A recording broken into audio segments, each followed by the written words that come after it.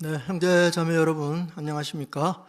5월 28일 평일 집회를 위해서 일찍 집회에 참석하신 모든 분들을 따뜻하게 환영합니다. 줌으로 들어오신 분들도 환영합니다. 그러면 오늘 집회를 위해서 기쁨으로 여호와께 노래하라 86번 준비하시겠습니다. 여호와께 배우라 노래 86번입니다. 노래를 마친 후 박춘홍 형제가 우리를 위해서 기도를 인도하실 것입니다. 노래 86번입니다.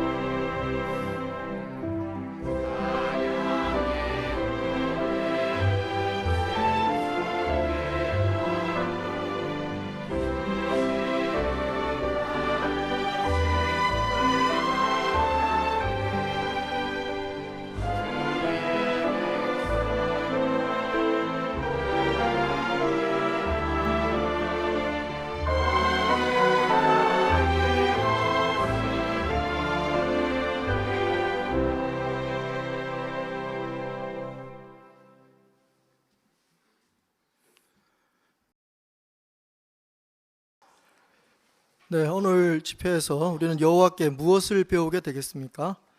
네, 잠깐 집회 교재를 참고해 보시면 오늘 우리가 배우실 시편의 범위는 시편 42편부터 44편까지입니다.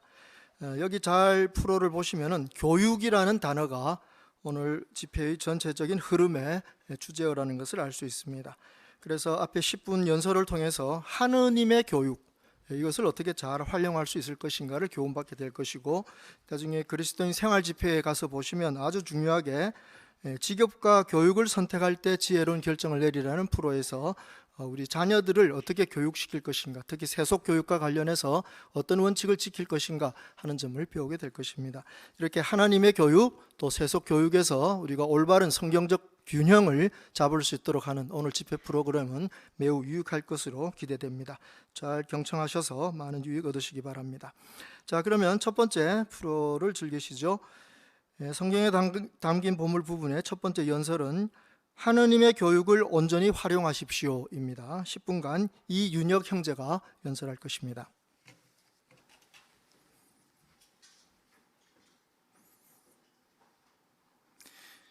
여러분은 누구의 교육을 받고 계신가요?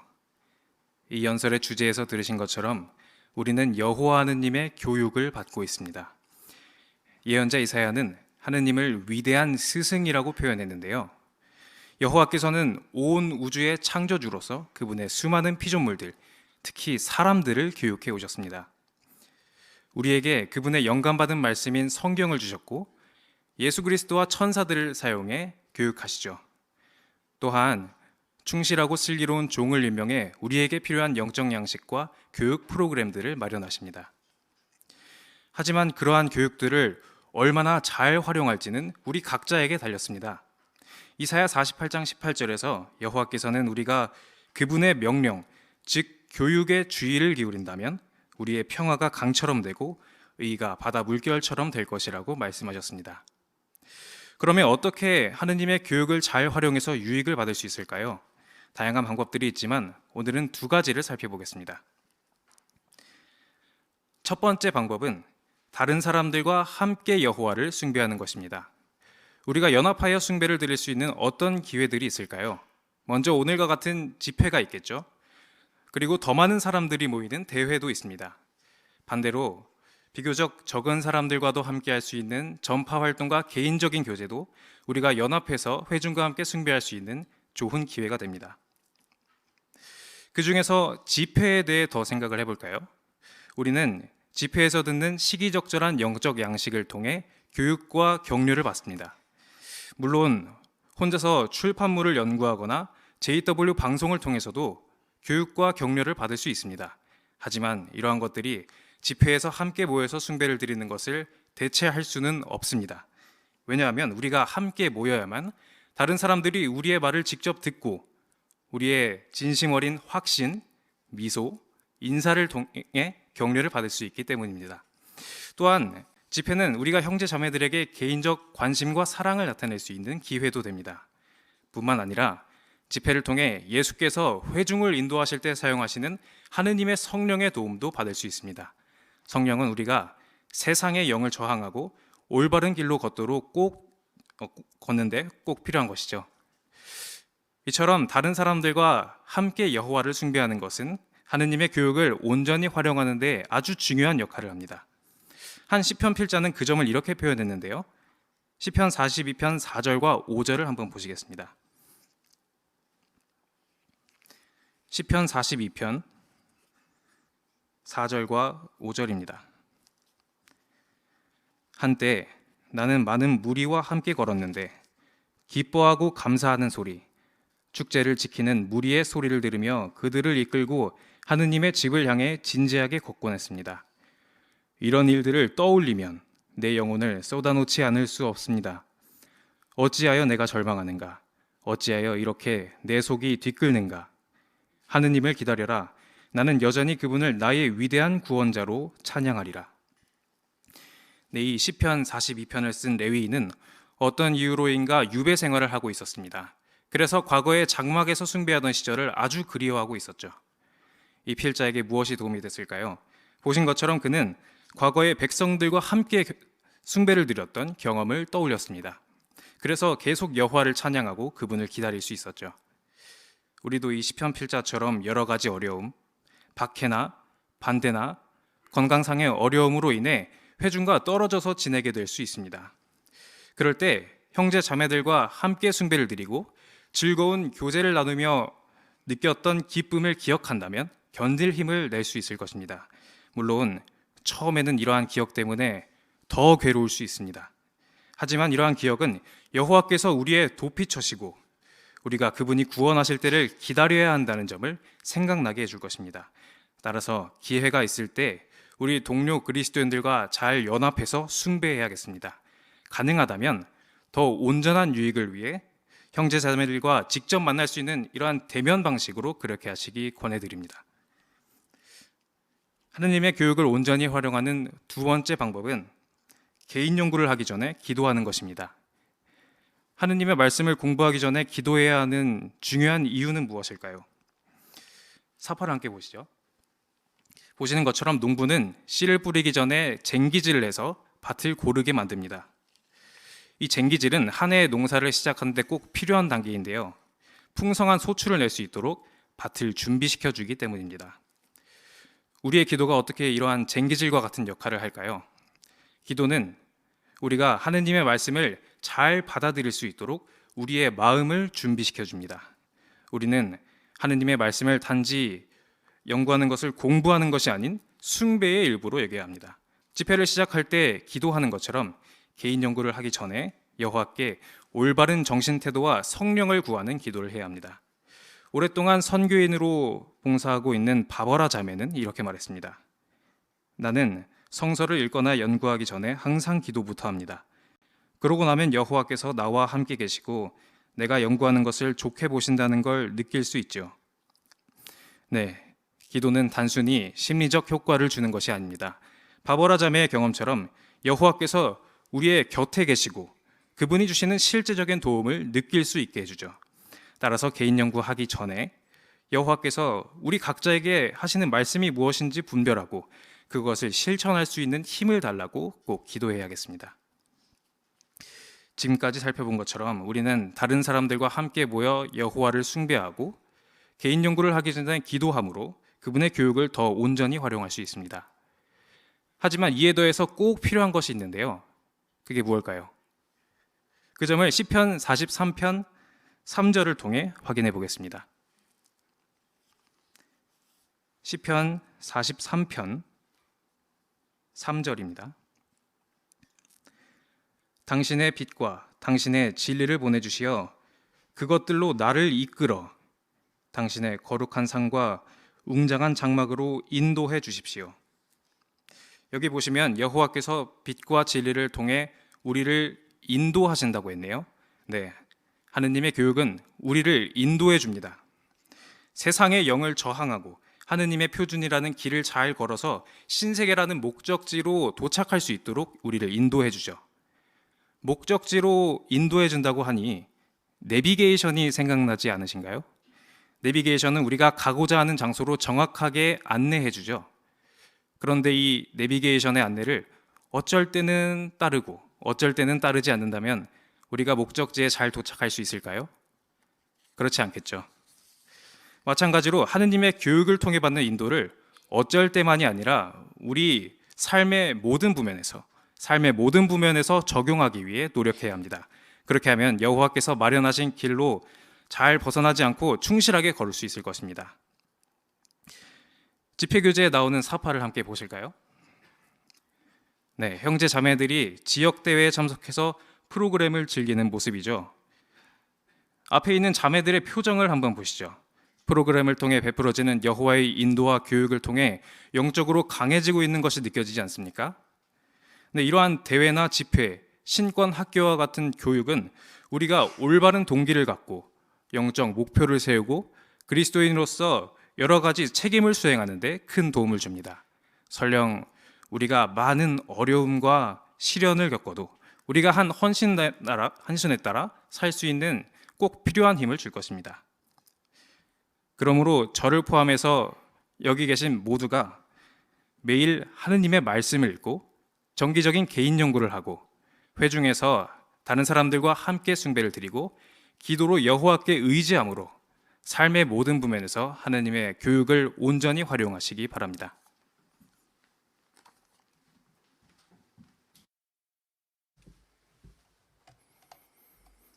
네, 하나님의 교육을 온전히 활용할 수 있는 주요한 포인트들을 잘 짚어주신 이윤희 경제 감사합니다.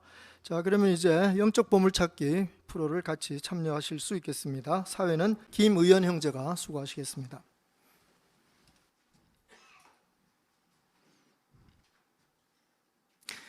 네, 시편 44편 19절을 어느 분께서 읽어주시겠습니까? 뒤에 정관순 자매. 그러나 당신은 우리를 자칼의 초소에서 짓밟으시고 짙은 그늘로 덮어버리셨습니다. 네, 질문을 드리겠습니다. 자칼의 초소라는 표현은 무엇을 가리키는 것일 수 있습니까? 앞에 명계숙 자매.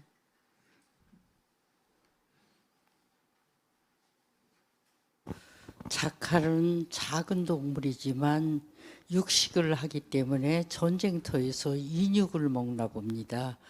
기원전 607년에 성 안에서 포위되어 있던 어머니들이 자식들을 먹은 그런 기록은 참으로 끔찍하죠. 그래서 그곳이 상징적인 자칼의 초소가 되었다고 합니다. 네, 그렇습니다.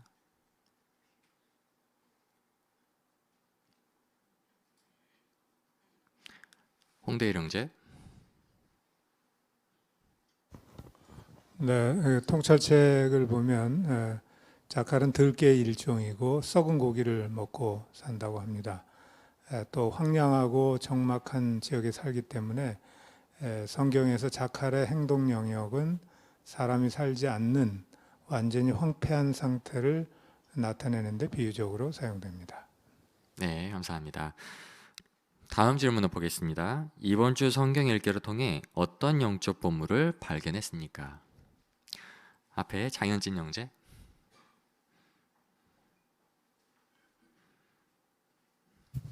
네, 42편 8절을 보면 낮에는 여호와께서 충성스러운 사랑을 베푸시고 밤에는 시편 필자가 그분에 대한 노래를 부르고 기도를 드린다고 했습니다.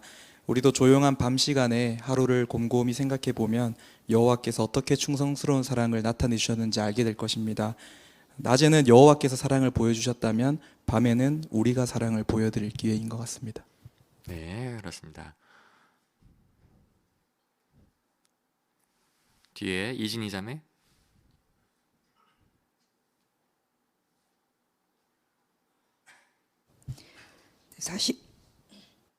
42편과 43절의 절망과 여호와를 기다린다는 내용이 대구법처럼 두어 차례 강조되었는데요.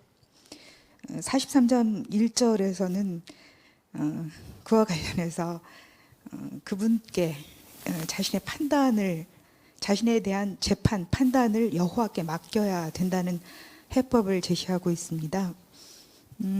우리가 절망할 때 자칫 자신이 정말 쓸모없는 존재라는 느낌을 가질 수 있는데, 그건 섣부른 자기 판단일 수 있기 때문에 그런 자기 판단 대신에 계속해서 여호와의 인도를 구하는 방법으로 우리에 대한 재판, 판단을 여호와께 맡길 수 있습니다.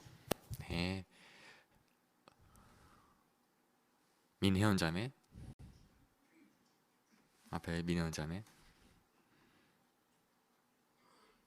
44편 20절과 21절에서 진실을 숨기고 거짓말을 한다면 하느님께서 그것을 찾아내실 것이고 그분께서는 거짓말하는 사람의 마음의 비밀을 알고 계시다고 알려주는 것처럼 우리가 불완전하기는 하지만 항상 진실만을 말할 수 있도록 최선의 노력을 다하여서 하느님 앞에서 깨끗한 양심을 유지하고 진리와 일치하게 살 수 있습니다. 네, 좋은 조사 감사합니다. 뒤에 김채은 자매. 44장 3절을 보면 우리 조상은 자기 칼이나 자기 팔로 승리를 거둔 것이 아니고 여호와 덕분에 그런 것들을 이루었다고 인정하는데요. 시간이 지나서 과거에 이루었던 일들을 되돌아볼 때 그것이 자신이나 어떤 사람이 이룬 것이 아니라 모두 여호와께서 도와주신 것임을 항상 기억해야 한다는 것을 배웠습니다. 네, 그렇습니다. 이재경 형제. 네, 지난날 하나님을 찬양하며 누렸던 위로와 기쁨을 그리워하면서 갈망하는 그런 것은 시련에도 견딜 힘을 줍니다.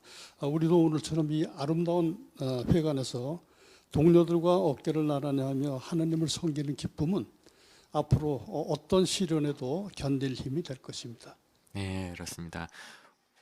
고건 형제.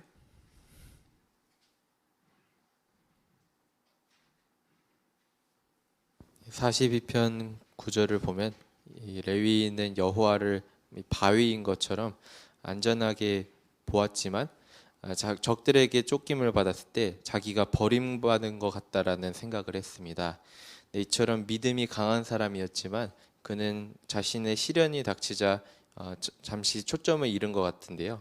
하지만 11절을 보면은 그의 믿음이 요동하지 않았다는 걸 볼 수 있습니다. 그는 계속 여전히 여호와를 구원자로 여기고 여호와를 찬양한 걸 봤을 때 우리가 어떤 시련을 당해도 잠시 초점을 잃을 수 있지만 우리에게 강한 믿음이 있다면 다시 여호와를 바라보고 다시 여호와의 구원을 기다릴 수 있다는 점을 볼 때 우리가 이렇게 좋은 시기에 믿음을 강화해야겠다는 것을 알 수 있었습니다. 네, 좋은 묵상 감사합니다. 나이정 자매.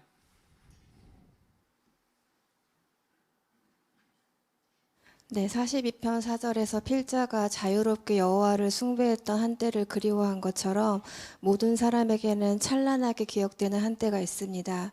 지금보다 더 젊었던 때, 건강했던 때, 주 안에서 할 일이 많았던 때가 그럴 수 있는데요. 그런 일들을 떠올리면 지금의 내가 잠시 쓸쓸해질 수 있지만 그럴수록 여호와께서는 모든 구원과 회복이 가능하며 그런 그분을 기다리는 태도에 초점을 맞춘다면 낙담하지 않을 수 있습니다. 네, 감사합니다. 노모인 형제. 44편 17절을 보면 고라 자손이 많은 어려움 속에서도 충절을 지킨 것을 보게 됩니다. 근데 그 비결 중 한 가지가 1절에서 볼 수 있는 것처럼 여호와께서 이루신 일들을 들었기 때문입니다. 우리도 여호와께서 우리를 위해서 해주신 일들을 다른 사람들에게 알리는 것에 깨어 있어야겠다는 생각을 하게 됩니다. 네, 감사합니다. 저 뒤에 안명희 자매. 네, 시련을 겪을 때 우리가 여호와와 그분의 이름에 대해 어떤 인식을 가지고 있는지가 드러날 수 있습니다. 그 점이 44편 5절과 20절에 나와 있는데요. 하나님의 힘과 이름에 힘입어 시련에 대처할 수도 있고 반대로 하나님의 이름을 잊어버리게 될 수도 있습니다. 시련 앞에서 나는 여호와를 신뢰하며 그분의 인도를 따르는 사람인지 아니면 여호와를 잊고 자기 자신이나 이 세상 제도에서 해결책을 찾는 사람인지 자문해 보게 되었습니다. 네, 감사합니다. 저 뒤에 고은별 자매. 네, 시편 42편 43편의 필자는 어찌하여 라는 표현을 사용하여 자신의 온 마음을 쏟아놓은 것 같습니다. 그렇게 하였을 때 42, 43편의 마지막 구절들을 보게 되면 하나님을 기다리겠다고 하므로 불편같이 보이던 감정이 확신과 찬양으로 바뀌게 되었음을 알 수 있습니다. 그래서 우리도 기도할 때 온 마음을 쏟아놓는 기도를 한다면 부정적이거나 격해진 우리의 감정도 잔잔한 강처럼 변화될 수 있음을 알게 되어 유익했습니다. 네, 감사합니다. 앞에 김예슬 자매.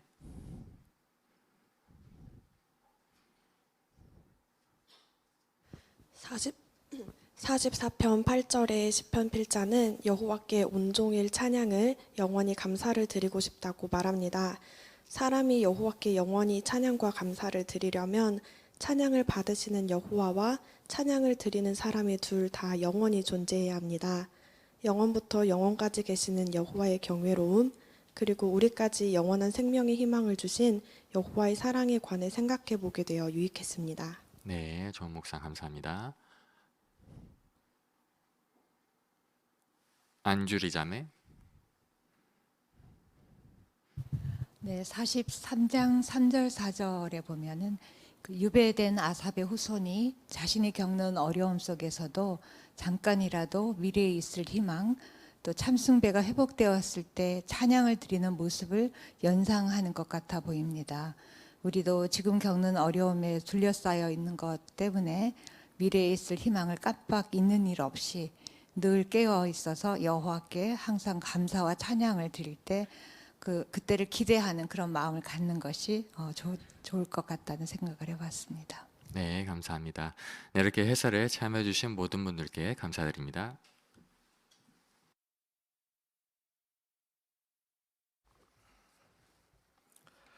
네, 귀중한 영적 보물을 서로 나눌 수 있도록 잘 이끌어 주신 김의연 형제 감사드립니다.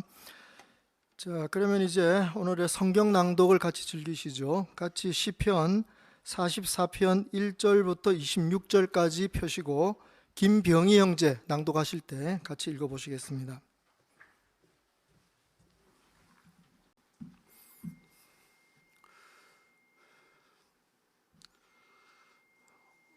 오 하나님, 우리가 기도드렸습니다.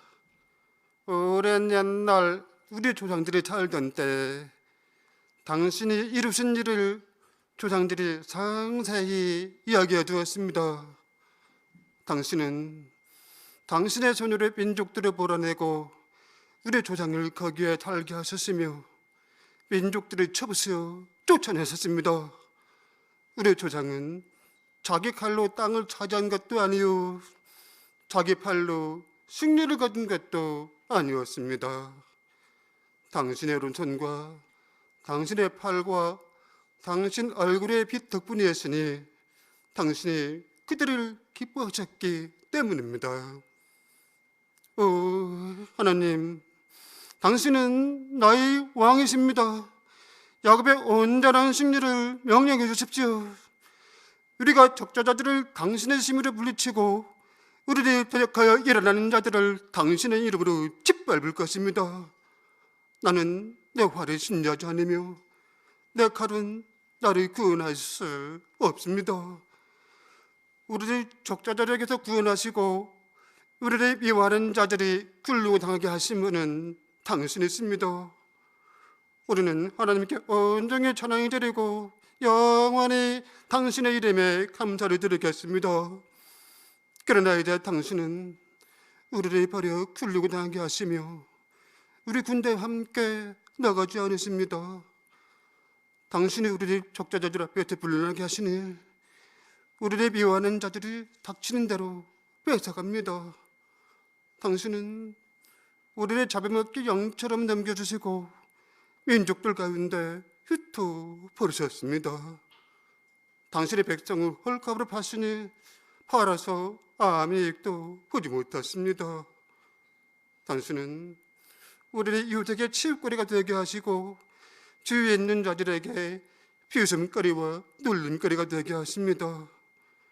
우리를 나라들 사이에 조롱거리로 만드시고 민족들이 우리를 보고 머리를 흔들게 하십니다. 온종일 내가 굴림당하고 수출당해 어찌할 바를 모르는데 이는 그들이 조롱하고 외욕하는 소리 때문이요 우리에게 보복하려는 저 때문입니다.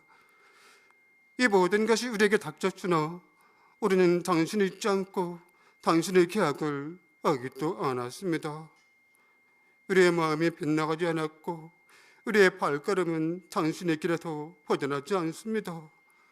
그러나 당신은 우리 작칼에 쳐서 짓밟으시고 짙은 그늘로 덮어 버리셨습니다. 우리가 우리 하나님 이름을 잊어버리거나 눈이 펴서 이방신에게 기도한다면 하나님의 일을 찾아내지 않으시겠습니까? 그분은 마음의 비밀을 알고 계십니다. 당신이 이제 우리가 온종일 죽임을 당하며 도살될 양처럼 여겨집니다. 일어나십시오. 여호와여, 어찌하여 주무시고 계십니까? 깨어나십시오. 우리를 영원히 버리지 마십시오. 어찌하여 당신 얼굴을 감추십니까? 어찌하여 우리의 괴로움과 압제를 주십니까? 우리는 흙속에 쓰러져 있고 우리 몸은 직률로 땅바닥에 붙어 있습니다.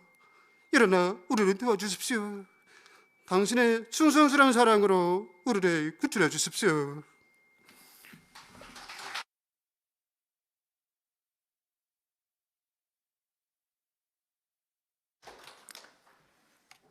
네, 우리 김병희 형제 낭독을 들으면 언제든지 감동을 느낄 수 있죠. 왜냐하면 본인의 그 청각 장애를 무릅쓰고 정확한 발음을 하려고 엄청난 준비를 하고 연습을 합니다. 그래서 그것을 이렇게 쏟아놓기 때문에 거의 뭐 낭독 범위를 외우다시피 해서 이렇게 알려주니까 우리 모두가 참 실감나게 그 낭독을 들을 수 있는 겁니다. 오늘 김형제 살펴볼 과가 11과 열정이었습니다. 열정은 전달된다 그러죠. 그러니까 그 낭독자나 연설하는 분이 자신이 열정을 가지면 청중에게 그것은 전달됩니다. 어떻게 자신이 열정을 가질 수 있죠? 내용을 잘 분석해서 우리 청중들에게 어떤 점이 유익할 것이다. 이걸 내가 꼭 좀 전해줘야 되겠다. 네, 이런 마음으로 준비를 하시게 되면 그런 열정이 저절로 나타나고 우리 모두가 격려를 받습니다.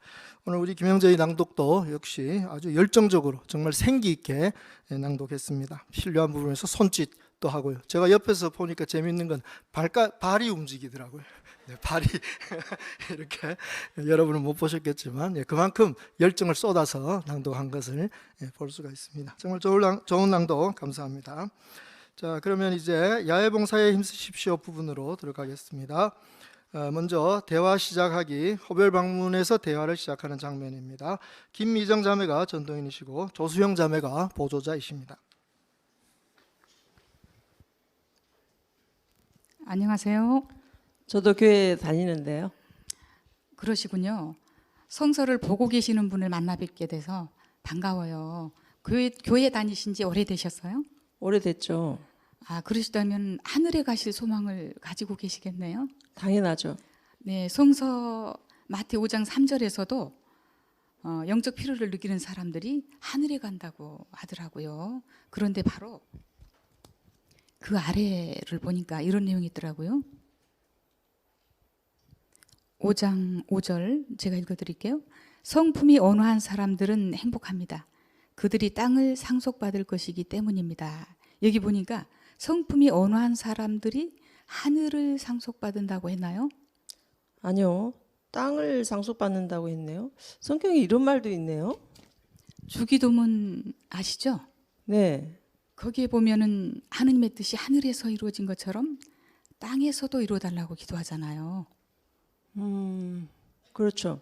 그러면은 땅에서 무슨 뜻이 이루어달라고 기도할까요? 몰라요. 저 지금 처음 봐요. 너무 혼란스러운데요. 충분히 이해가 갑니다. 지금까지 쭉 하늘 갈 소망만 가지고 있다가 땅에서 산다고 하는 사람들이 있다고 생각하니 참 어쩌면은 좀 충격적이실 것 같아요. 네, 좀 멍해요. 네, 충분히 이해가 갑니다. 그런데 조만간 하나님께서 또 이런 일을 하시겠다고 약속하시더라고요. 시편 37편인데요.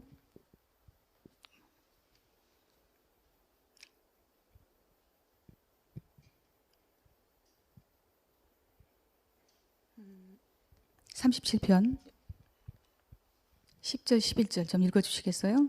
조금만 더 있으면 악한 자들이 더는 없으리니 그들이 있던 곳을 살펴보아도 없을 것이다. 그러나 온유한 자들은 땅을 차지하고 풍부한 평화 가운데 더 없는 기쁨을 얻을 것이다. 여기 보니까 조금만 더 있으면은 이 땅에 어떤 자들이 없어진다고 했나요? 악한 자들이 없어진다고요? 네, 그런데 어느 정도로 없어지나요? 악한 자들이 더는 없다고 했으니까 한 명도 없는 거겠죠? 그렇다면 이 땅에 어떤 사람들만 살게 될까요? 온유한 자들만 사네요. 네, 맞습니다. 바로 이 방금 전에 저와 함께 읽은 내용이 바로 이 내용입니다. 마태복음 5장 5절 다시 한번 보실까요?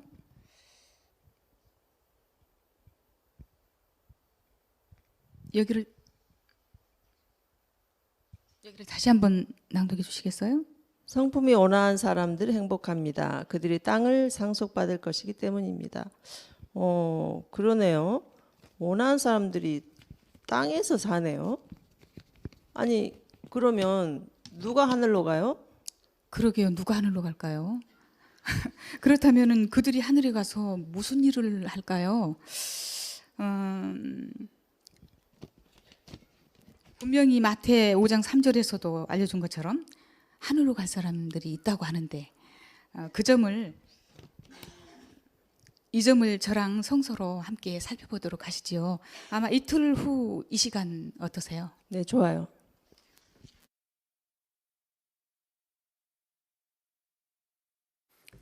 네, 김미정 자매, 조수영 자매 감사합니다. 아주 노련한 파이니어로서 봉사의 기술을 잘 보여주었습니다. 인사를 하니까 금방 증인인 걸 눈치채고 교회 나간다고 이렇게 주장하는 집주인들 우리가 흔히 보는 그런 장면입니다. 그런데 김 자매는 아주 재치 있게 교회 나가시니까 하늘에 갈 희망을 갖고 계시겠네요. 이렇게 공감대를 형성할 수 있는 그 질문을 던지셨죠.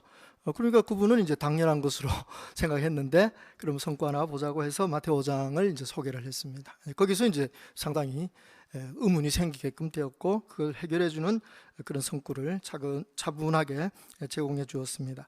오늘 그 김자매 살펴볼 그 과가 랑제 책의 5가 존중심과 관련된 요점 5번입니다. 이렇게 표현되어 있습니다. 적절한 경우라면 상대방의 말에 공감해주고 칭찬해 주십시오. 그는 자신의 신앙이 옳다고 진심으로 믿고 있을 수 있습니다. 먼저 서로 공감하는 점을 기초로 대화를 이어나가십시오. 그죠? 그러니까 하늘에 간다는 믿음을 가진 그 공감대를 형성해서 그러나 땅에 사는 사람도 있다고 성경에 알려준다.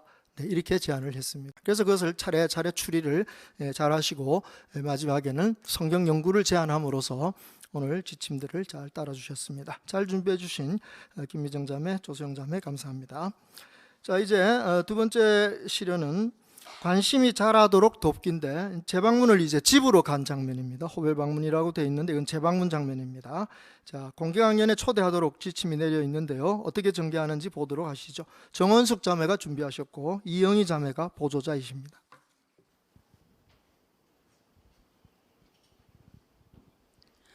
오늘은 마침 댁에 계셨네요.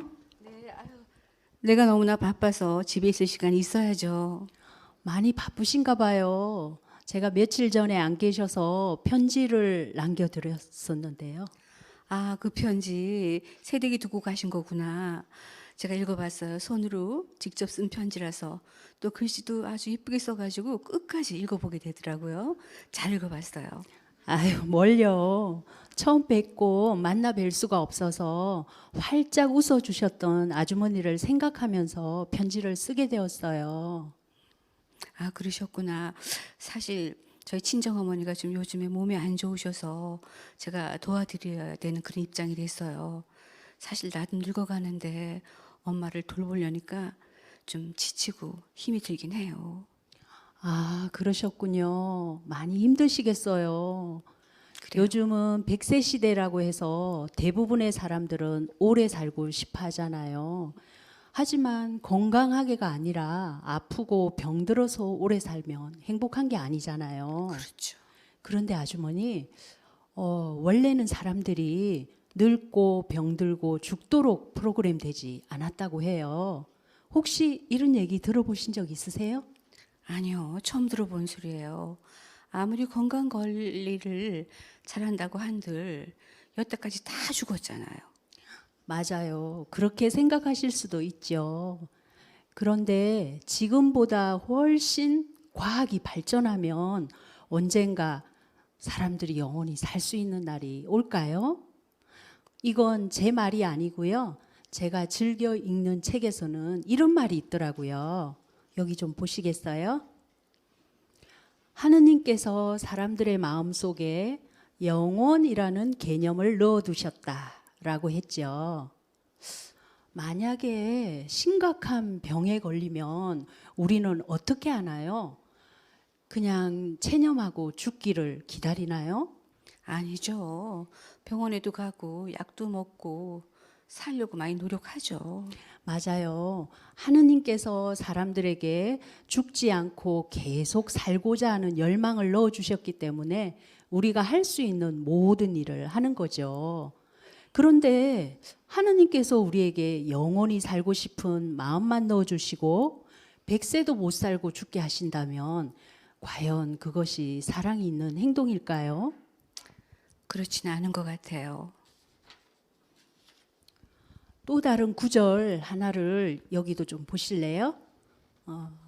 그곳에 사는 사람은 아무도 내가 병들었다고 말하지 않을 것이다 라고 알려주죠. 보신 것처럼 하느님께서는 머지않아 모든 사람들이 건강하게 살 때를 주시겠다고 우리에게 약속하고 있답니다. 어떠세요? 좀 믿어지세요? 글쎄요, 믿어진다기보다 사실 저희 어머니가 너무나 아프셔서 매일매일 진통제로 이렇게 견디시는 걸 보면 그 말이 정말 이루어지면 좋기는 하겠어요. 그런데 좀 믿어지진 않네요. 저도 처음에 들었을 땐 당연히 믿어지지가 않았어요. 그런데 믿을 수 있는 이유를 하나하나 알아보다 보니까 믿을 수 있게 되었거든요. 믿을 만한 근거가 있다면 그 근거가 무엇인지 좀 알아봐야 되지 않을까요? 제가 드린 편지에서도 썼듯이 이번 주 토요일에 있을 저희 집회에 아주머니를 좀 초대하고 싶어요. 마침 강연의 주제가 당신도 영원히 살 수 있다. 어떻게 이거든요. 그럼 집회가 어떤 장소에서 어떻게 진행되는지 여기 동영상을 좀 보여드릴게요. 보시니까 어떠세요? 글쎄 뭐 좀 안정된 표정들이긴 하네요. 네, 그렇죠. 부담 갖지 마시고 시간이 되신다면 참석해 보세요. 부담이 됩니다. 근데 엄마가 아프고 또 우리 어머니한테 이렇게 관여되는 그런 연설이라고 하니까 관심은 한번 가져볼 만하다는 생각이 드네요.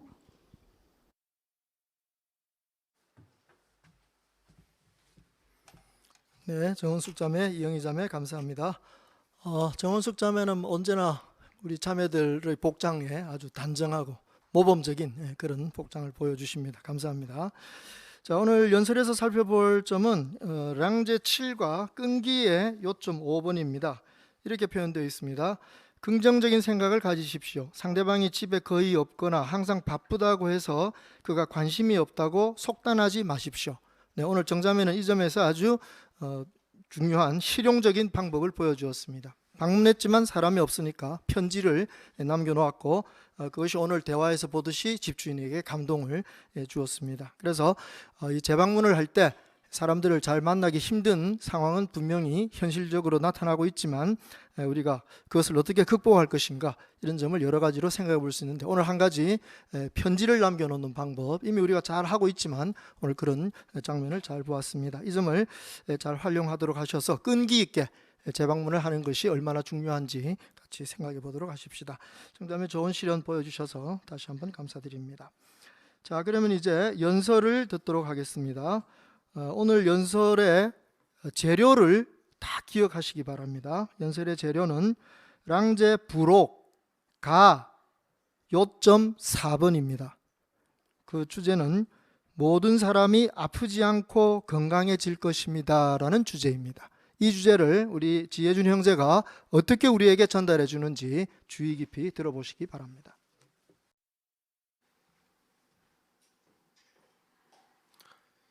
일상생활이나 봉사에서는 쉽게 아프신 분들을 만날 수 있는데요. 그런 분들에게 어떻게 성경의 주의를 이끌면서 위로를 베풀 수 있을까요? 예를 들어 최근 의사 증언으로 많은 얘기가 있는데 의사 증언의 근본적인 문제인 병이 없어진다면 어떨까요? 라고 물어보며 자연스럽게 성경의 말씀을 보여줄 수도 있을 것입니다. 그렇다면 어떤 성구를 보여줄 수 있을까요? 함께 이사야 33장 24절을 읽어보시겠습니다. 이사야 33장 24절 그곳에 사는 사람은 아무도 내가 병들었다고 말하지 않을 것이다. 그 땅에 사는 백성은 잘못을 용서받을 것이다. 이 성구에서처럼 앞으로 있을 미래에는 아무도 아픈 사람이 없게 될 거라는 점을 강조할 수 있을 것입니다. 더 나아가 그곳은 미래의 낙원이 된 땅이며 성경에서는 사람들이 건강해진 모습으로 깨끗하고 아름다운 낙원에서 영원히 행복한 삶을 누릴 것이라고 하면서 성경의 희망적인 소식을 전달할 수 있을 것입니다. 혹시 그 약속을 믿기 어려워하시는 분이라면 다음에 더 자세한 점을 알려드린다고 하거나 jw.org 웹사이트를 알려드릴 수도 있을 것입니다. 이렇게 모두가 공감하고 공통적으로 대화할 수 있는 질병과 건강이라는 주제를 가지고 잘 준비하고 용기 있게 모든 기회를 활용함으로써 분명 좋은 결과가 있을 것입니다. 우리 모두 이 봉사의 직무에서 더 많은 기쁨을 얻으시길 바랍니다.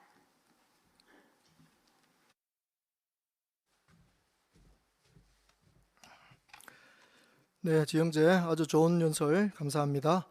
지영재 연설이 2분 8초 걸렸습니다. 그러니까 아주 짧은 시간에 우리에게 뭘 전달해 주었죠? 여기 부록가에 있는 요점 4번 모든 사람이 아프지 않고 건강해질 것입니다 라는 요 주제를 전달하는 방법을 우리 모두에게 알려주었습니다. 아주 실용적인 전도 기술을 지금 한 가지 보여준 겁니다. 오늘 지영재의 연설이 왜 중요했는가 하면 그리스도인 생활과 봉사 집회 교재 지침이 있죠. 그리스도인 생활과 봉사 집회의 지침 거기에 11항을 보셔야 됩니다. 형제들은 지금 다 한번 찾아보세요. 그리스도인 생활과 봉사 집회 지침서에 이 11항을 보시면 여기 오늘 굉장히 중요한 지침이 있습니다. 이렇게 되어 있죠. 이 학생 과제는 남자 학생이 다루어야 하며 회중을 위한 연설로 제공됩니다. 사람들을 사랑하십시오 팜플렛 부록가의 요점에 근거한 연설인 경우 어떻게 하라고 되어 있죠? 학생은 부록에 나오는 성구들을 봉사에서 어떻게 사용할 수 있는지를 강조해야 합니다 라고 되어 있습니다. 그래서 이 랑제책 부록에 있는 성구 하나를 연설 과제로 받았을 때는 이 연설을 이 성구를 청중들에게 알려주는 것으로 연설하는 것이 아니라 이 성구를 어떻게 야외에서 사용할 수 있는가 이걸 알려줘야 된다는 것입니다. 그래서 오늘 지영재 그 서론이 어땠습니까? 요즘 뉴스에 나오는 의사 증언에 관해서 시끄러운데 그것보다 더 근본적인 해결책을 알려주면 어떨까요? 하면 자연스럽게 집주인과 얘기가 되지 않겠습니까? 이렇게 우리에게 정말 실용적인 아이디어를 제공해 준 것입니다. 그래서 오늘 지형제는 이 생활봉사 집회 그 집회 교재의 지침에 따라서 거기에 맞춰서 잘 준비하셨고 또 우리에게 매우 도움이 되는 그런 연세를 제공해 주었습니다. 읽고 가르치는 기술책의 요점에서는 이과를 살펴보게 되어 있는데요. 마침 이과가 자연스럽게 말하기입니다. 오늘 정말 지형제는 자연스럽게 우리에게 이 성구를 어떻게 사용할 수 있는지를 잘 알려주었습니다. 그래서 정말 멋진 봉사 기술을 우리 모두 한 가지씩 배우게 된 것입니다. 잘 준비해 주신 지혜준 형제 감사합니다. 앞으로 훌륭한 공개 연사로 계속 발전해 가시기 바랍니다. 자, 그러면 이렇게 해서 야외봉사에 힘쓰십시오 부분을 마치고 이제 세 번째 부분인 그리스도인 생활 부분으로 들어가시겠습니다. 먼저 노래 21번 준비하시죠. 왕국을 계속 첫째로 구하라. 노래 21번 부르시겠습니다.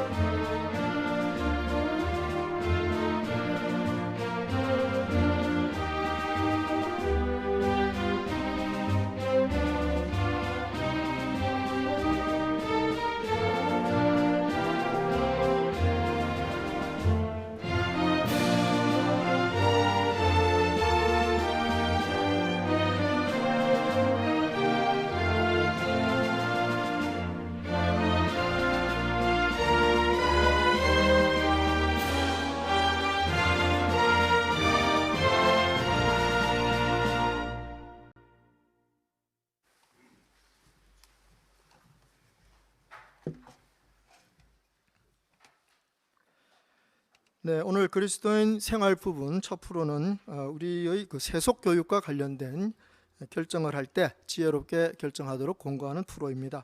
주제는 직업과 교육을 선택할 때 지혜로운 결정을 내리십시오 라는 프로를 토의 프로로 지성배 형제가 다루어 주시겠습니다.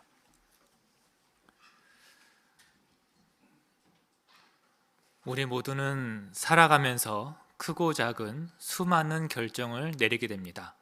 그 결정으로 인해 삶에 영향을 미치게 되죠. 특히나 이 청소년이라면 더더욱 인생이라는 긴 여행을 떠날 때 어느 목적지로 가야 할 버스를 결정해야 하는 그런 어려움을 겪게 될지도 모릅니다. 따라서 앞으로의 삶을 계획하는데 신중하게 행할 수 있습니다. 자, 그럼 그리스도인은 어떤 계획을 세워야 합니까? 네, 사파 보여주실까요? 네, 이 형제가 어떤 선택을, 어떤 지혜로운 결정을 하는지 잘 보여주고 있습니다. 어쩌면 이 형제는요, 파이오니아를 목표로 한 직업을 염두에 두고 있을지 모릅니다. 그러한 직업에 맞는 추가 교육이나 또 특정 기술을 목표로 하기 위해 결정할 수도 있습니다. 반면에 지금의 어려운 경제적인 여건을 고려했을 때 또는 주변에서 바라는 진로를 선택하기 위해 압박감을 느끼게 될지도 모르죠. 자, 그렇다면 청소년 각자가 지혜로운 결정을 내리는데 무엇이 도움이 될 수 있습니까? 가장 중요한 한 가지 원칙을 함께 읽어보시도록 하겠습니다. 마태 6장 32절과 33절인데요. 성구를 낭독한 후에 이 두 가지 질문에 대해서 청중의 토의로 참여하실 수 있겠습니다. 마태 6장 32절, 33절입니다.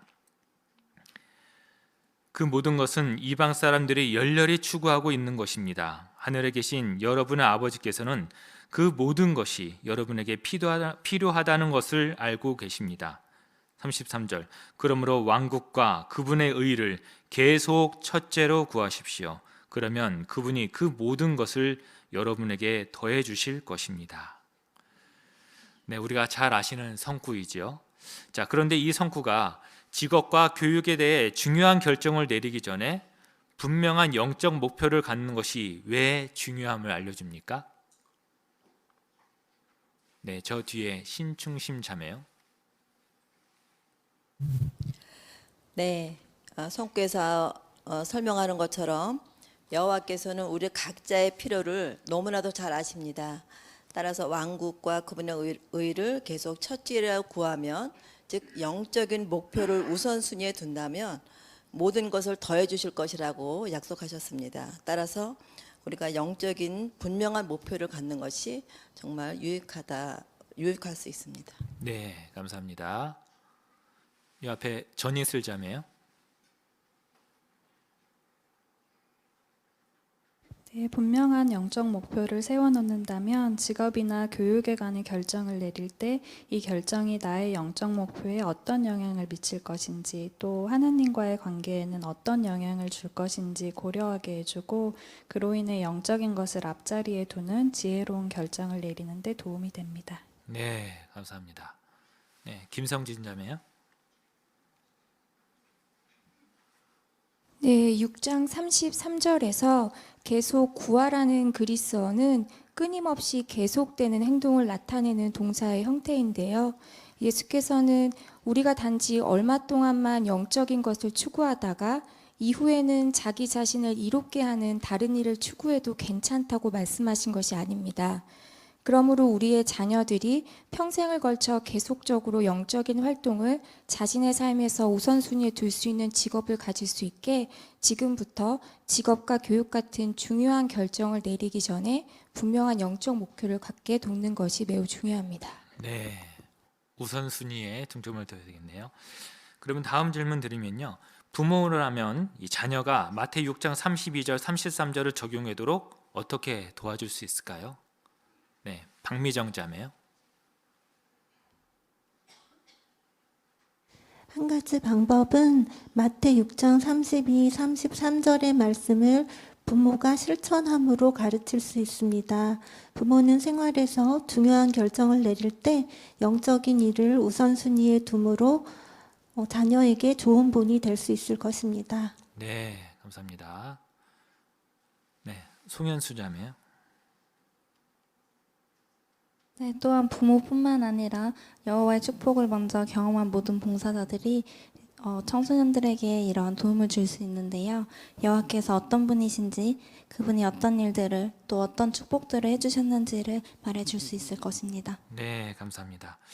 네, 말씀해 주신 것처럼 이 분명한 영적인 목표가 선행이 될 때 앞으로의 직업이나 이 교육에 있어서 더 유익한 결정을 내리는 그런 원칙으로 삼게 될 것입니다.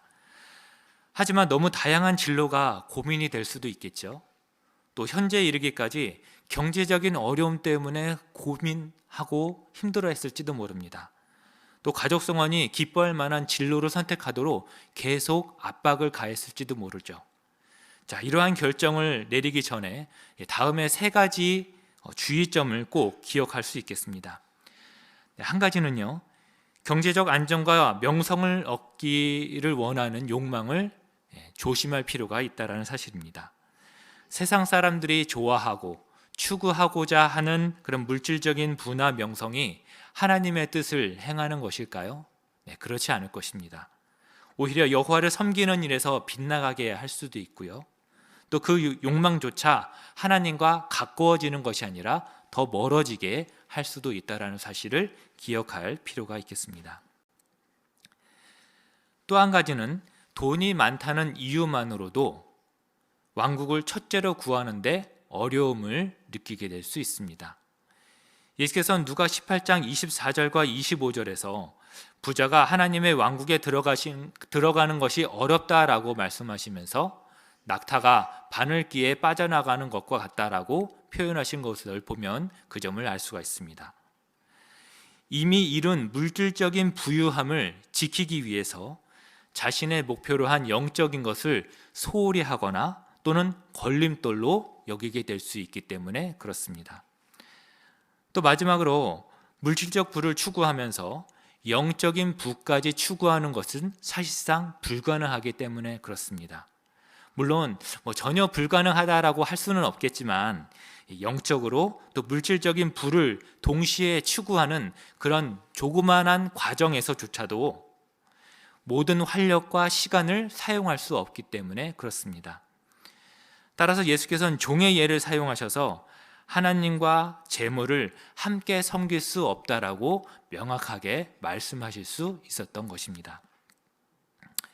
자, 그럼 다음의 동영상에서 이 청소년 데니스가 영적 목표를 이루기 위해 어떠한 태도를 나타내는지 그 점을 초점을 맞춰보시기 바랍니다. 함께 시청하시겠습니다. 제목은 없어져 버릴 것을 신뢰하지 않도록 주의하십시오. 물질적인 부입니다.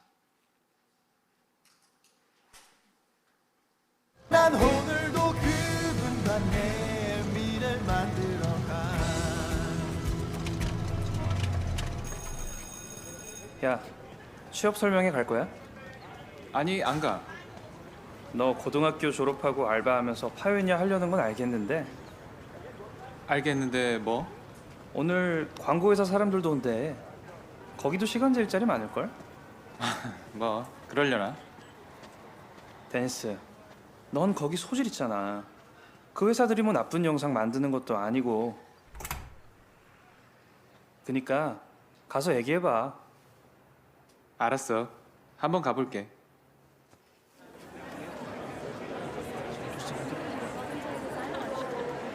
그러니까 나중에 파트타임으로 일하고 싶단 거죠? 종교 활동할 수 있게? 아니요. 처음부터 파트타임 하고 싶어요. 가능하죠. 경력 좀 쌓고 나면요. 몇 년 열심히 해서 자리만 잡으면 일도 골라가면서 하고 스케줄도 마음대로 조절할 수 있죠. 네, 그렇군요. 말씀 감사합니다. 저기 학생, 가기 전에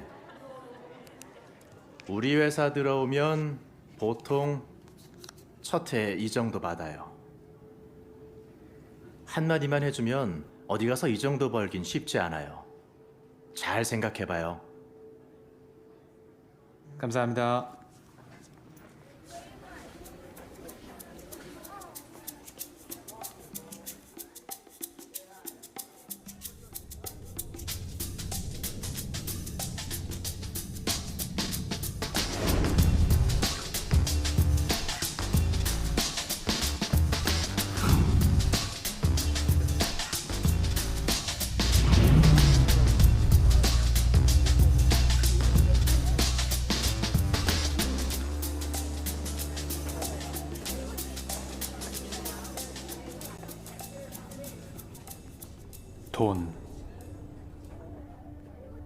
돈 말고 재물을 찾아볼까?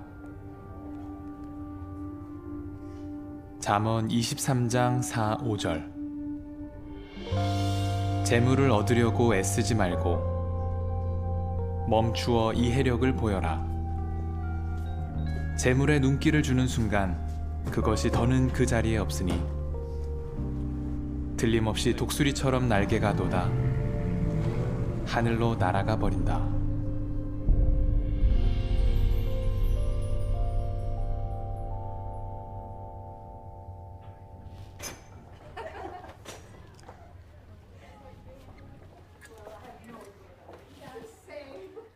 야, 밥 먹으러 가자. 그래. 그 사람들 만나봤어? 어. 어땠냐? 좋았어. 그래? 얘기 좀 해봐.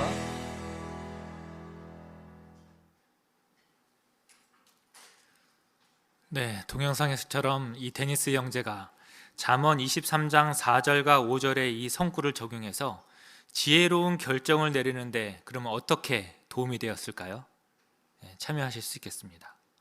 네, 이정 형제요.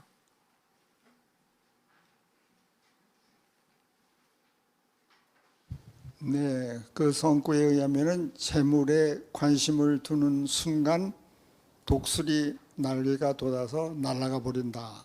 그러니까 물질에 대한 것을 추구하는 그것은 헛된 것이 될 수 있다.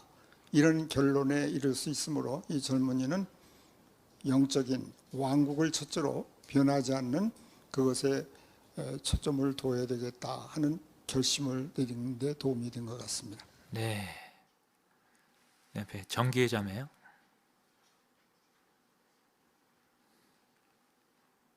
형제가 좋은 직업과 그리고 높은 연봉을 제안받았을 때 순간 재물을 얻었을 때 좋아 보이는 점들을 생각하게 됩니다. 하지만 형제가 순간 이해력, 즉 재물이 순식간에 없어졌을 때를 생각하므로 돈이 줄 수 있는 안정과 기쁨은 일시적이라는 것도 알게 됩니다. 따라서 영적 목표에 맞춰 재물과 직업에 대한 지혜로운 결정을 내릴 수 있습니다. 네, 감사합니다. 네, 따라서 집회교재에 네모 박스난을 보시면 이렇게 해보세요라는 내용이 들어있는데요. 네, 이 점을 적극 활용해 보는 것이 어떨까요? 함께 보실까요? 어떤 것을 적극 활용해 보는지 함께 보시겠습니다. 먼저 단기적으로 또는 장기적으로 영적인 목표를 세워야 할 것입니다. 또 자신이 생각하고 있는 교육과 직업이 영적 목표를 이루는데 도움이 될 것인지 꼭 확인해 보아야 할 것입니다. 또 현실적이 되고 융통성을 나타내야 되겠죠. 또 얼마의 추가 교육을 받겠다고 한다면 그 교육이 직업을 구하는데 과연 실제로 도움이 되는지 여기서 다시 한번 확인하도록 권하고 있습니다. 그렇습니다. 청소년뿐만 아니라 직업과 교육을 선택하는 면에서 지혜로운 결정을 내리려고 하는 우리 모두가 이런 면에서 훌륭하게 영적인 목표를 세우는 데 있어서 도움을 갖도록 격려해 주셔서 감사합니다.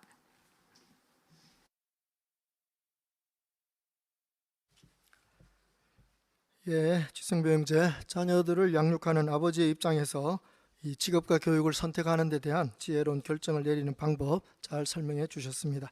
모든 분들이 공감하셨을 것이고 이것을 잘 적용하도록 하십시다. 자, 그러면 이제 해중성서 연구를 즐기도록 하시죠. 오늘 철책 10장 5항에서 12항까지 살펴보실 건데요.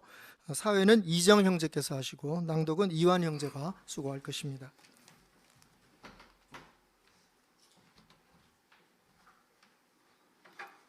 네, 지난번 우리는 여호와의 말씀은 자라갔다라는 제10과 1항부터 4항까지를 우리가 토의했죠.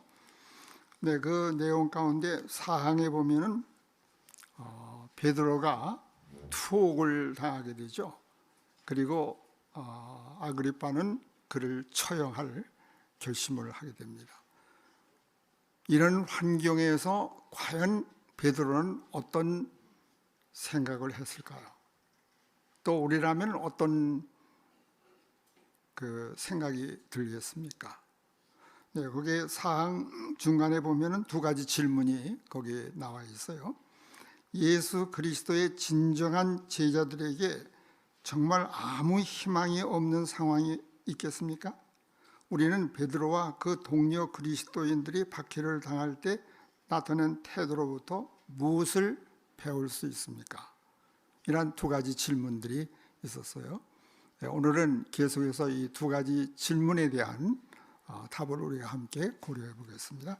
그러면 먼저 오늘 5항과 6항을 이완 형제 낭독 부탁합니다.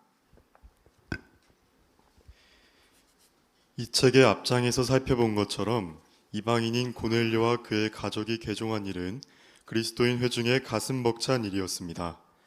하지만 믿지 않는 유대인들은 많은 유대인 그리스도인들이 비유대인들과 자유롭게 숭배를 드린다는 것을 알고 틀림없이 충격을 받았을 것입니다.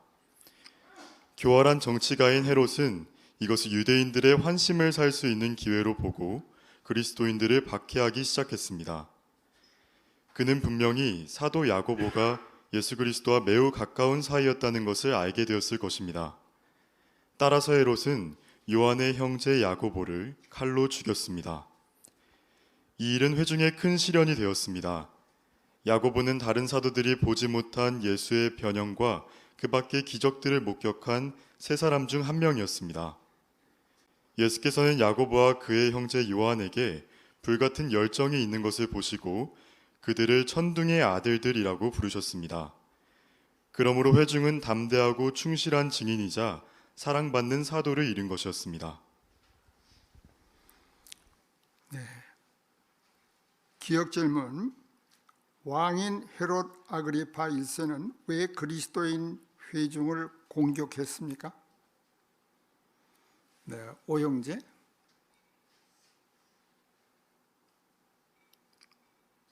그리스도인 회중을 공격하는 걸 유대인들의 환심을 살 수 있는 기회로 봤기 때문에 야고보를 칼로 죽임으로 회중을 크게 공격했습니다. 네, 그럼 어떻게 공격을 했을까요? 네, 윤병태 형제.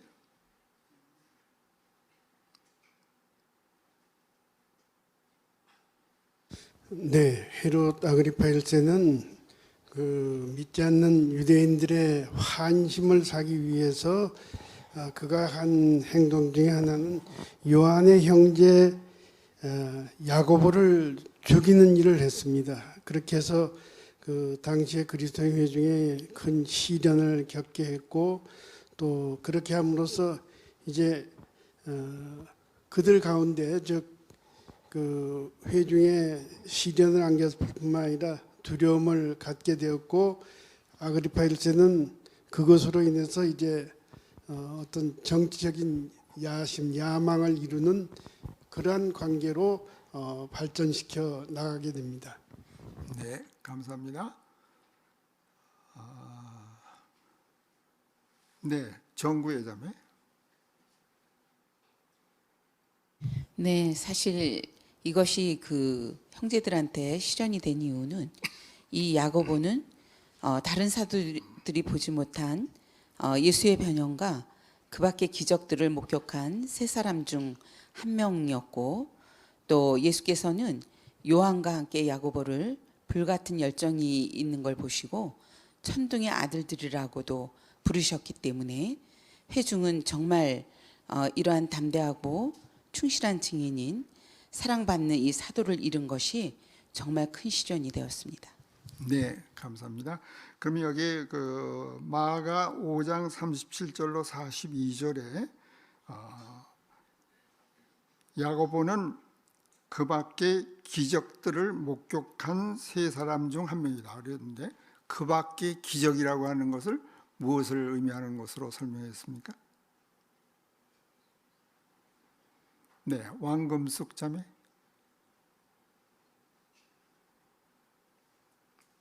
회당 책임자 야이로의 딸 12살 된 소녀가 죽었을 때 그를 이제 부활시키는 그 상황에 이 세 제자만 예수께서 데리고 가셨어요. 참 놀라운 특권이었죠. 그 점을 언급하고 있는 것 같습니다. 네, 아주 잘 말씀하셨습니다. 네, 그러면 이은 질문을 보실까요? 야고보의 죽음이 회중의 시련이 된 이유는 무엇입니까? 일부가 언급되어 있지만은 네, 노형제. 예수께서 천둥의 아들들이라고 인정하실 정도로 대단한 열정을 지니고 앞장서서 일했던 사도였기 때문에 그가 믿음 때문에 죽게 된 것은 큰 시련이 되었을 것입니다. 네, 그렇습니다. 네, 박대희 형제. 그 통찰책에서는 참고로 그 야고보가 12사도 가운데 최초의 순교자였다고 알려주는데요. 그 자신의 죽음도 큰 슬픔이지만 그러한 순교가 앞으로 더 이어질 것이라고 생각할 수도 있기 때문에 굉장히 슬픈 일이었습니다. 네, 그렇습니다. 네, 저기 네, 자매. 네. 네, 또한 성구에 보면 야고보는 칼로 죽임을 당했습니다. 이 표현을 볼 때 야고보는 참수를 당한 것 같은데요. 회중은 이미 박해를 받기 시작했고 예수는 이미 사망했고 첫 번째로 믿고 따르던 12사도 중에 하나가 죽었기 때문에 이러한 사실들이 회중 성원들에게는 매우 큰 충격이었을 것입니다. 네, 그렇습니다. 네, 그러면은 7항과 8항을 낭독하실까요? 야고보를 처형시키자 아그리파가 바라던 대로 유대인들은 기뻐했습니다. 이에 대담해진 그는 다음으로 베드로를 표적으로 삼았습니다. 서두에서 언급했듯이 그는 베드로를 체포했습니다. 하지만 이 책 제5장에서 살펴본 것처럼 사도들을 감옥에 가두어도 반드시 안심할 수 있는 것은 아니라는 생각을 한 것 같습니다. 헤롯은 베드로가 도망가지 못하도록 그를 2명의 보초병 사이에 쇠사슬로 묶어놓고 16명의 보초병들이 24시간 내내 교대로 지키게 했습니다. 베드로가 도망가면 그가 받게 되어 있던 형벌을 보초병들이 대신 받게 될 것이었습니다. 그러한 암담한 상황에서도 베드로의 동료 그리스도인들이 할 수 있는 일이 있었습니까? 회중은 해야 할 일이 무엇인지 잘 알고 있었습니다. 사도행전 12장 5절에서는 이렇게 알려줍니다. 이렇게 베드로는 감옥에 갇혀 있었고 회중은 그를 위해 하느님께 열렬히 기도를 드리고 있었다. 그렇습니다. 그들은 사랑하는 형제를 위해 마음에서 우러나온 간절한 기도를 드렸습니다. 야고보가 죽었지만 그들은 절망에 빠지지 않았으며 기도를 해봐야 소용이 없다고 생각하지도 않았습니다. 여호와께서는 기도를 매우 중요하게 여기십니다. 그분은 기도가 자신의 뜻과 일치하면 응답해 주십니다. 이것은 오늘날 그리스도인들에게 중요한 교훈이 됩니다. 네, 베드로가 감옥에 갇히자 회중은 어떻게 했습니까? 네, 김형자 자매.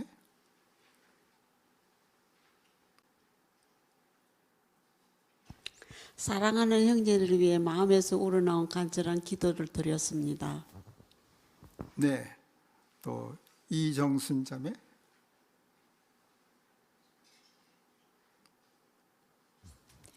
야고보가 죽은 지 얼마 안 되어 절망에 빠질 수도 있었는데 온 회중이 베드로를 위해 열렬한 기도를 드리고 있었고 마음에서 우러나오는 기도를 한 것을 볼 때 요하나님께서 매우 중요하게 그 기도를 여기셨을 것입니다. 그 점을 야고보 5장 16절에서 의로운 사람의 간구는 큰 효과가 있다는 것을 알 수 있고 오늘날 우리에게도 매우 중요한 교훈이 됩니다. 네, 고맙습니다.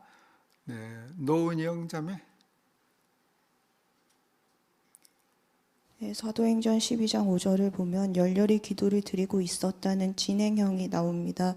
그러니까 단지 한 번이 아니라 베드로가 감옥에 갇혀 있는 동안 내내 지속적인 관심을 가지고 기도했음을 알 수 있습니다. 네, 이진희 자매.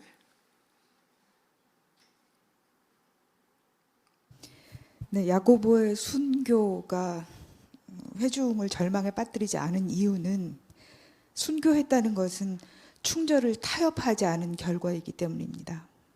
네, 고건 형제.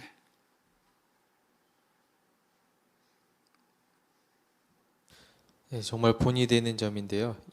분명히 이 형제들은 야고보를 위해서도 열렬히 기도했을 것입니다. 하지만 결과적으로 야고보는 죽었지만 방금 말한 것처럼 그들은 절망에 빠지지 않고 기도를 해봐야 소용이 없다고 생각하지 않았습니다.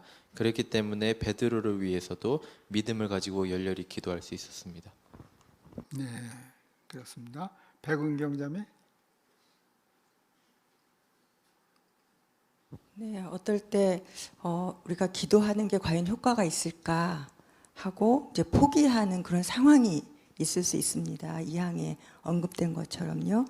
그런데 여기 참조된 히브리서나 그 야고보서에서 기도가 얼마나 큰 힘을 발휘할 수 있는지 이렇게 성경에서 반복적으로 알려주는 걸 보면 정말 기도가 중요하다는 것, 그리고 기도가 큰 힘을 발휘한다는 것을 명심해야 할 것입니다. 그래서 우리의 연합된 기도는 여호와께서 들으시고 그분이 마음이 움직여서 어떤 일을 하기로 결정하실 수 있다는 사실을 명심해야 할 것입니다. 네, 네, 정공영자매.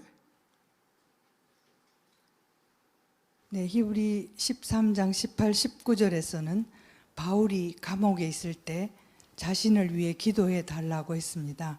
어떤 사람들은 직접 그를 위해 도와주었지만 멀리 떨어져 있던 사람들은 바울을 위해 열렬히 기도함으로 바울을 기억할 수 있었습니다.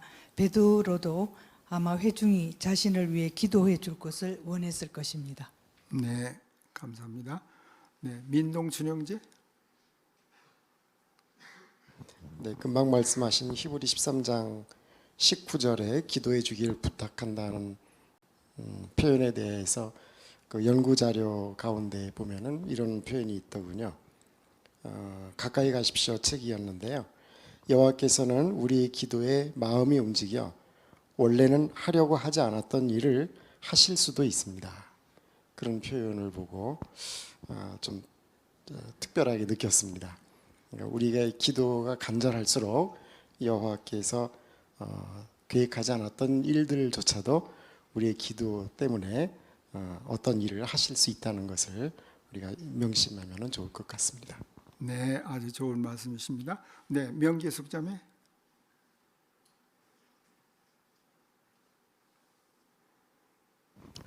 네, 아그리빠가 야고보를 처형시키니까 유대인들이 기뻐했다고 했습니다. 그러니까 그 다음에 표적으로 삼은 대상이 바로 베드로였는데 그것을 알았던 회중엔 정말 그 상황이 암담했을 것 같습니다. 그래도 그분들 동료들이 할 수 있는 일이 있었다는 거, 그리고 믿는 데가 있었다는 거, 그것이 참으로 많이 위로가 됐기 때문에 그들이 기도가 얼마나 열렬하고 그 진심 어린 기도였는지 상상이 됩니다. 네, 감사합니다. 네, 박춘영 형제.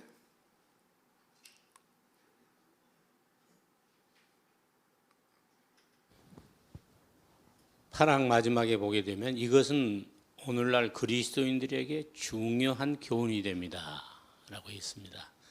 그러므로 이러한 상황은 오늘날 우리에게 매우 중요한 일이라고 볼 수 있겠습니다.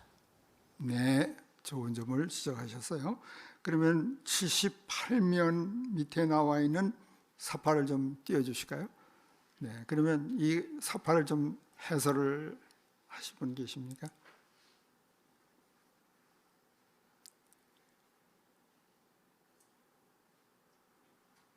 네, 네, 신충심 자매.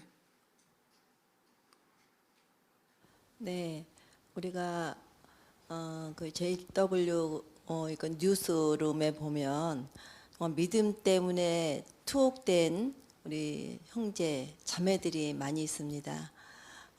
그래서 그런 기사들을 보면서 정말 여호와 하나님께서 그들의 믿음을 보실 것이고 또 전 세계에 있는 모든 우리 그리스도인들이 믿음 때문에 감옥에 갇히는 그런 형제들을 위해서 열렬히 기도할 것입니다. 그들이 비록 베드로처럼 이렇게 풀려나는 그런 기적은 없지만 그 안에서 그들이 그런 힘든 일을 겪을 때 힘을 분명히 얻을 수 있기 때문에 우리가 정말 기도하는 면에서 늘 깨어 있어야 할 것입니다. 네, 아주 기도에 대해서 좋은 해설들을 많이 해주셨어요. 과거에 우리 한국에서 많은 젊은이들이 감옥에 가 있을 때 외국에 있는 많은 형제 자매들이 그 형제의 이름 하나하나를 알아서 그들을 위해서 기도해 주었다 하는 경험담을 우리가 많이 들었죠. 네, 그러므로 지금 러시아와 같은 이런 곳에서 믿음 때문에 투옥되어 있는 그런 형제들을 위해서 우리도 기도하는 일을 소홀히해서는 안 될 것 같습니다. 네, 그러면 9항을 낭독해 주실까요? 동료 신자들 가운데 시련을 겪고 있는 사람들이 있습니까? 그들 중에는 박해나 정부의 금지령 또는 자연재해로 인해 고통을 겪고 있는 사람들이 있을지 모릅니다. 그들을 위해 마음에서 우러나온 기도를 해보는 것은 어떻겠습니까? 그런가 하면 겉으로 잘 드러나지 않는 고난, 이를테면 가정 문제나 낙담 또는 믿음과 관련된 어려움을 겪고 있는 사람들도 있을지 모릅니다. 기도를 하기 전에 곰곰이 생각해 본다면 기도를 들으시는 분인 여호와께 이야기하면서 언급할 수 있는 사람들의 이름이 떠오를 것입니다. 사실 우리도 어려움에 처하게 되면 형제 자매들의 기도가 필요합니다. 기도와 관련하여 베드로의 동료 그리스도인들이 보인 모범으로부터 무엇을 배울 수 있을까요? 네, 저 뒤에 형제. 네, 베드로가 감옥에 갇혔을 당시 일부 그리스도인들이 그를 위해 기도했다고 한 것이 아니라 회중이 그를 위해 열렬히 기도를 했다고 알려줍니다. 그만큼 회중 전체가 이 시련을 겪는 형제자매들을 위해 기도를 하는 면에서 깨어 있었다라는 것이죠. 우리 역시 그러한 과거 회중의 형제자매들을 본받아서 우리 주변에 도움이 필요한 형제자매들을 위해 기도하는 면에서 깨어 있을 필요가 있습니다. 네, 좋은 해설이십니다. 네, 이건희 형제. 네, 여기 항에 보면 사람의 이름을 떠올려 보라고 했는데요. 저희 회중에도 다양한 어려움을 겪고 있는 형제 자매들이 많은 것 같습니다. 그래서 언급할 수 있는 사람의 동료들의 이름을 언급해서 기도를 해야겠다고 배우게 됩니다. 네, 좋은 제안이십니다. 네, 황종심 자매. 네, 동료들을 위해 기도하고 싶어도 누가 무슨 어려움을 겪고 있는지 모를 수 있습니다. 그래서 어떤 자매는 어려움을 겪고 있는 누군가에게 자신이 도움이 되고 싶다고 기도를 한다고 합니다. 그러면 누군가가 떠올라서 연락을 취해보면 그에게 필요한 실제적인 도움도 줄 수 있고 그를 위한 기도도 할 수 있다고 했습니다. 정말 좋은 방법이고 그 자매가 정말 훌륭하다고 생각했습니다. 네, 아주 좋은 제안이시네요. 네. 더 없으시면은 다음 항으로 가보실까요? 나를 따라오십시오. 10항과 11항입니다. 베드로는 자신이 처한 위험에 대해 염려했습니까? 그 점을 확실히 알 수는 없습니다. 하지만 베드로는 감옥에서 보낸 마지막 밤에 그를 지키는 두 보초병 사이에서 깊이 잠들었습니다. 강한 믿음을 가지고 있었던 그는 앞으로 무슨 일이 생기더라도 여호와께서 자신을 기억해 주실 것임을 분명히 알고 있었습니다. 아무튼 베드로는 전혀 예상하지 못하고 있었지만 이제 곧 놀라운 일이 일어날 것이었습니다.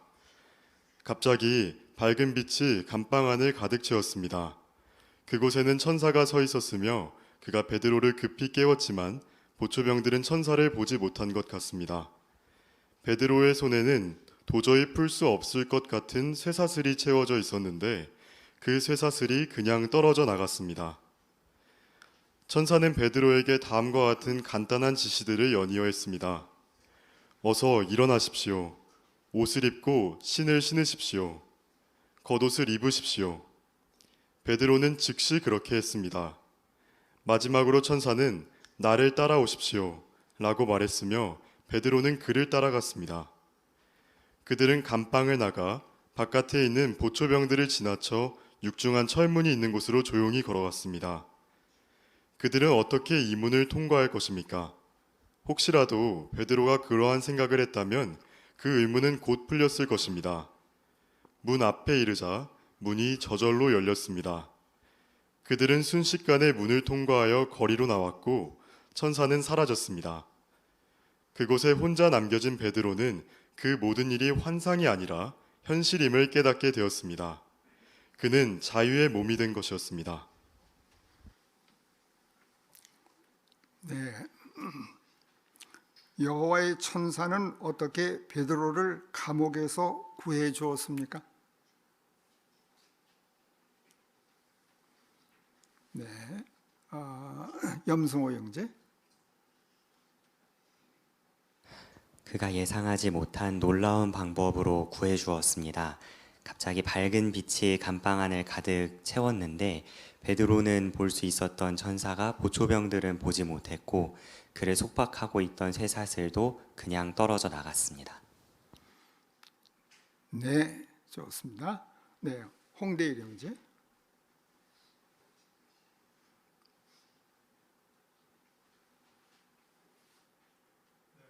또 천사는 간단한 지시들을 이어서 했는데요. 어서 일어나라, 겉옷을 입으라, 그리고 나를 따라오라고 했습니다. 베드로는 그대로 했고 이제 보초병들을 지나서 육중한 철문이 있는 곳으로 걸어갔는데 그 문 앞에 이르자 문이 저절로 열렸습니다. 그래서 문을 통과해 거리로 나가는 일이 있었습니다. 그래서 완전히 기적적으로 베드로는 이제 풀려나게 됩니다. 네, 감사합니다.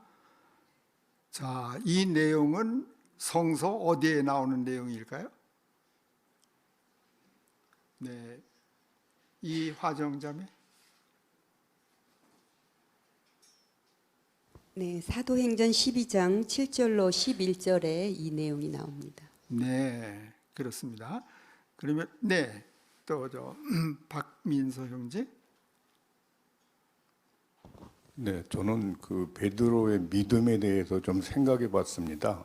여기 본항에 보면 감옥에서 마지막 밤을 지키는 이런 표현 보면 내일은 사형당하는 입장인데 천사가 옆구리를 쳐서 깨울 정도면 아주 내일 죽을 사람이 곤히 자고 있습니다.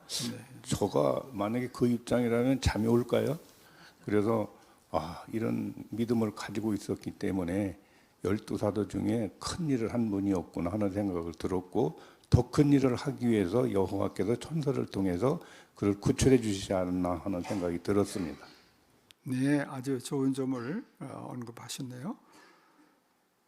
자, 그러면은 배웅이 형제에 또 설명하시겠어요? 예, 베드로는 나중에 그 모든 일이 환상이 아니라 현실임을 깨닫게 됐다. 그러니까는 그 감옥에서 나올 때는 이게 현실인지 환상인지도 제대로 분간이 안 됐다는 얘기죠. 그러니까 굉장히 당황했고 무엇을 해야 할지 어디로 가야 할지 그런 모르는 상황이었는데 천사가 친절하고 간단하게 해야 할 일을 그때그때 일러준 것을 볼 수 있습니다. 그래서 그 천사가 그 도움을 베풀 때는 이렇게 확실하게 친절하면서도 확실하게 도움을 베푸는구나 하는 점도 느낄 수 있었습니다. 네, 고맙습니다. 그러면 사파를 좀 보실까요? 자, 네, 이재경 형제 설명해 주실까요? 네, 여호와께서 그 천사를 보내서 이제 구출하는 장면인데요. 그 밝은 빛에 천사가 베드로를 데리고 나가는 그런 장면을 이 보초병이 보질 못합니다. 그것은 천사가 이 보초병의 눈을 가려서 이렇게 데리고 나가는 그런 장면입니다. 우리가 어떤 그 어려움에 생기더라도 여호와께서 우리를 그 항상 기억해 주시고 구출해 주실 수 있다는 그러한 것을 우리가 생각해 볼 때 우리의 믿음은 더욱 강해질 것입니다. 네, 좋습니다. 네, 황덕윤 자매.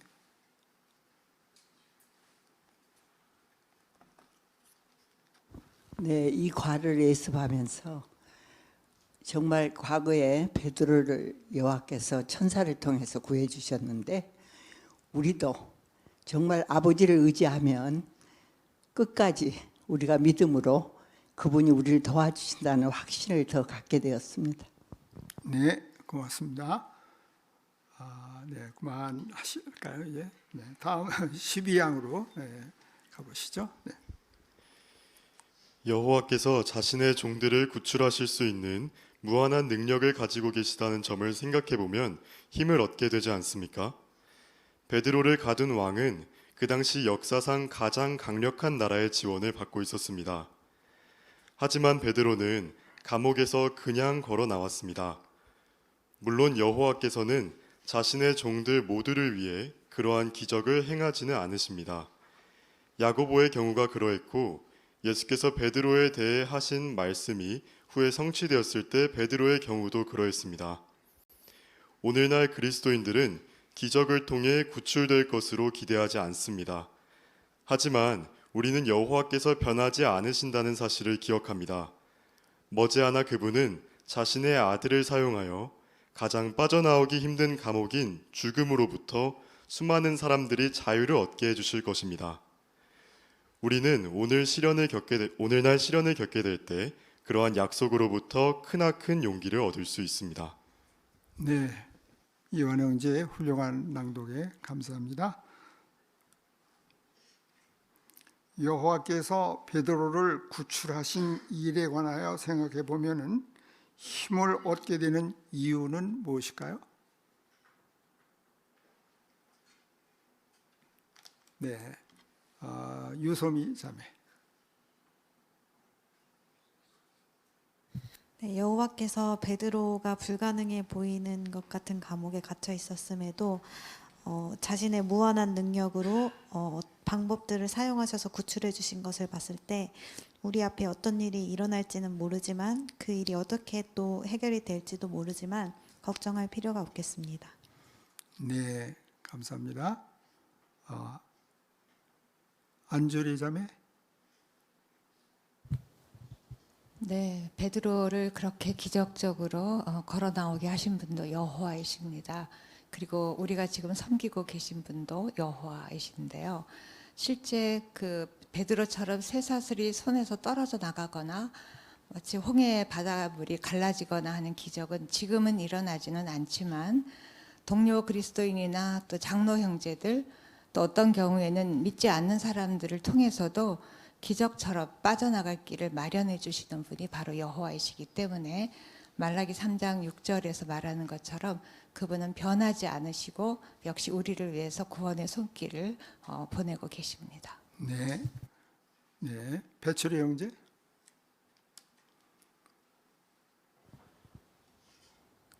네, 베드로는 감옥에서 그냥 걸어 나올 수 있었지만 야고보는 죽었습니다. 그런데 누가 죽었고 누가 살았고는 여호와의 관점에서 그렇게 큰 일이 아닐 것입니다. 왜냐하면 죽음에서 일으킬 수 있는 능력을 가지신 분이 모두를 기억하실 수 있고 모두를 살리실 수 있기 때문에 베드로는 살았고 야고보는 죽었지만 결국 그 죽음의 잠에서 깨우실 수 있는 커다란 능력을 가지신 분이라는 것을 생각하면 베드로를 구출하신 이 일에서 우리가 결코 야고보가 구출되지 않았다고 해서 결코 힘을 잃을 일이 아니라 모두 힘을 낼 수 있겠습니다. 네, 감사합니다. 네, 그렇습니다. 베드로의 그 투옥과 또 그 동료들이 나타내는 그 믿음 그리고 기도 이것은 오늘날 우리에게 참으로 많은 교훈을 주고 있습니다. 감사합니다.